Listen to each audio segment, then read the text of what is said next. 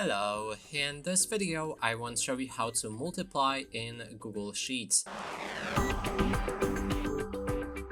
To do this, first we'll need to select the empty cell that we want as our number for the answer.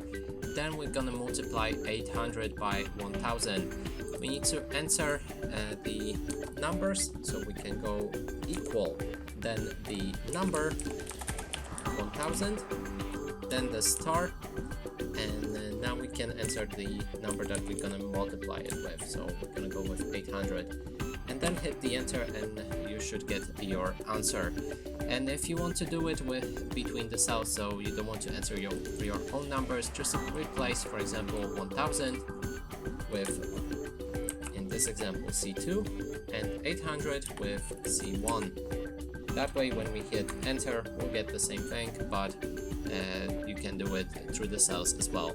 And that's it for this video. Hope you like it. Please consider subscribing to our channel, leave a like and a comment below.